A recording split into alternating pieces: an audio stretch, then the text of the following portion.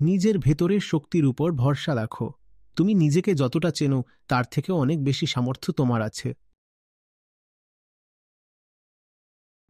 তুমি নিজের মূল্যায়ন খুব হীনভাবে করো, আন্ডার এস্টিমেশন।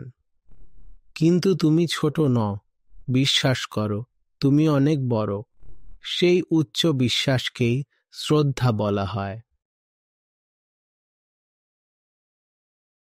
যা চলে যেতে চাইছে তাকে যেতে দাও। আমরা তবুও বাঁচব, আর আনন্দেই বাঁচব। আর এটা একদম নিশ্চিত বিশ্বাস যে যদি কোনো ছোট জিনিস ছেড়ে দিই তাহলে তার বদলে কিছু বড়, ভালো আর উচ্চতরই আসবে। বিশ্বাস রাখো।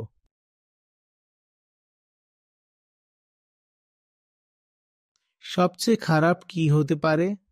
যদি একটা সঠিক কাজ করতে গিয়ে শরীরটা মরে যায়, এটাই হবে। ওটাই তো ভালো, একটা তুচ্ছ জীবন কাটানোর থেকে।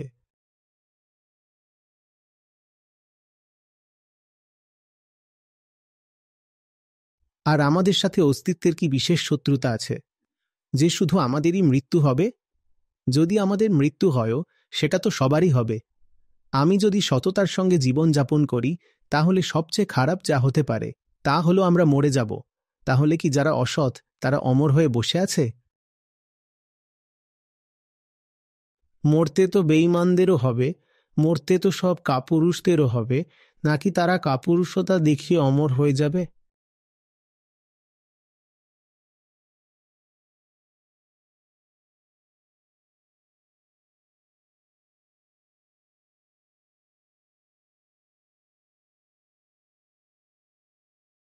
আচার্যজি, আমরা মরার থেকে ভয় পাই না, আমরা তো অনেক রকমের কষ্ট থেকে ভয় পাই।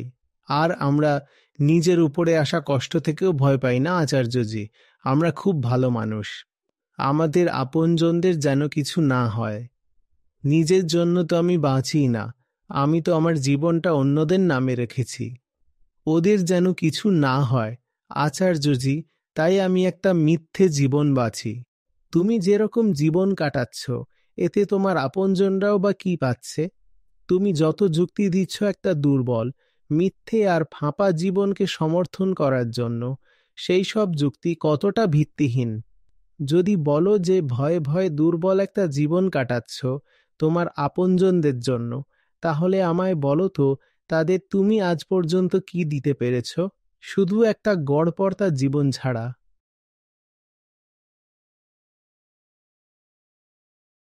যারা তোমার আপন তারাও একদম উচ্চমানের জীবনের যোগ্য ও অধিকারী।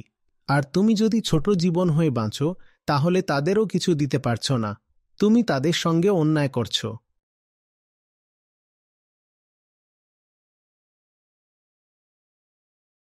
কোনো যুক্তি চলবে না, সবই মিথ্যা।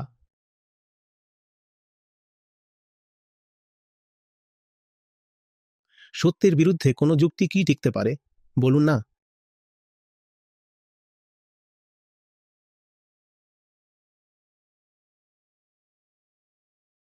শুধু একটা জিনিস আছে যেটা আমি প্রমাণ করতে পারি না, কেউই প্রমাণ করতে পারে না, যে মিথ্যার পরে সত্যিই জীবন আছে।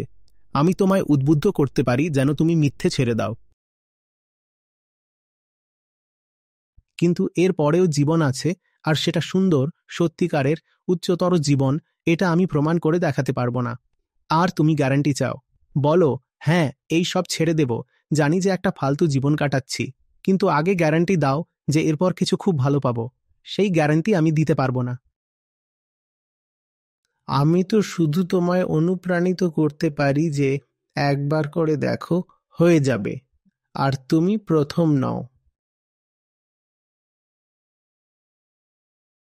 মানবজাতির ইতিহাসে আপনি হঠাৎ করে নতুনভাবে উঠে দাঁড়িয়েছেন এই ভাবনা নিয়ে যে আমি আমার সব মিথ্যে আর আবর্জনাকে পুড়িয়ে ফেলব, যেন আগে কেউ এটা করেনি।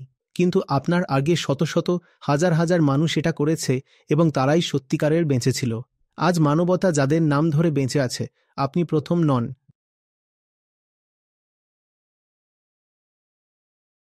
সঠিক আর সত্যের পথ ধরে আপনার আগেও হাজার হাজার, লাখ লাখ মানুষ হেঁটেছেন। তাই এটা বলবেন না যেন যে আমরাই তো একমাত্র পথপ্রদর্শক। আমরা কিভাবে করব? কেউ তো করে না।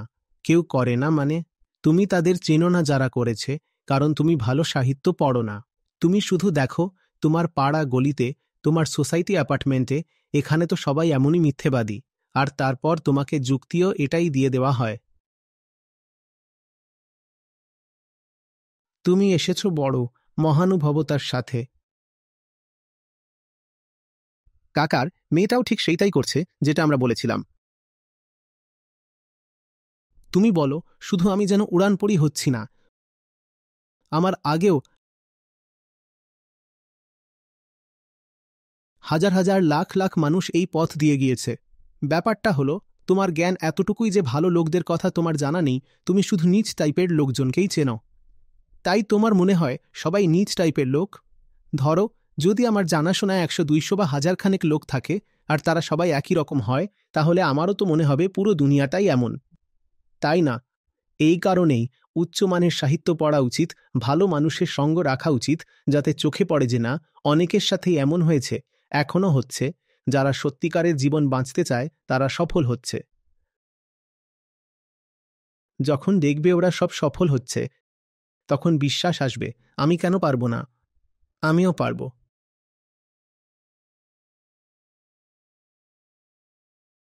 আর ভুল জায়গায় বাঁচবে, ভুল লোকেদের সঙ্গ করবে। 256 জনের একটা হোয়াটসঅ্যাপ গ্রুপ আছে, তার মধ্যে 255 জন একদম একই রকমের হ্যালো জি, গুড মর্নিং। আর সকাল সকাল 2টো ফুল পাঠিয়ে দাও।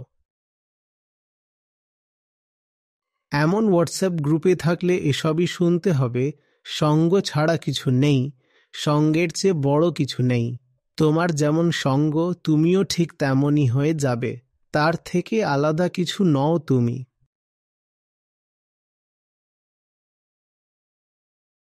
কিন্তু তোমার যুক্তি এমন থাকবে যে পুরো দুনিয়াটাই তো এমন। আসলে পুরো দুনিয়া তেমন না, পুরো ইতিহাসও তেমন না, শুধু তুমি যাদের চেনো তারাই এমন না।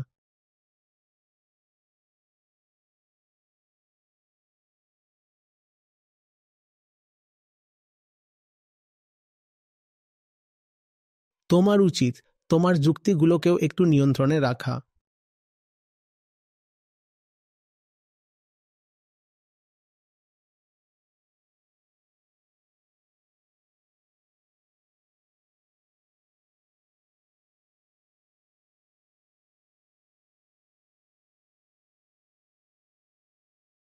ভয় এতটাই কেন্দ্রীভূত অসুস্থতা।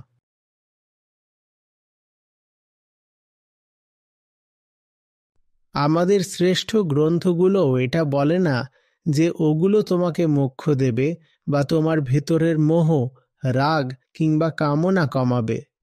ওগুলো বলে যে ওগুলো তোমার ভেতরের ভয় কমানোর জন্য এসেছে। আমাদের মুখে ভয় লেখা থাকে। কেউ একবার আমাকে জিজ্ঞেস করেছিল, সুন্দর কাকে মানব? একটা মাত্র মাপকাঠি আছে ওর, মুখে যেন ভয় না থাকে। ভয় তোমাকে কুৎসিত করে তোলে, তারপর তুমি যতই মেকআপ দাও না কেন।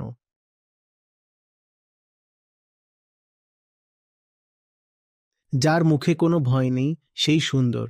সৌন্দর্যের সম্ভবত এর চেয়ে নিখুঁত সংজ্ঞা আর হতে পারে না। যেখানে ভয় নেই সেখানেই সৌন্দর্য আছে।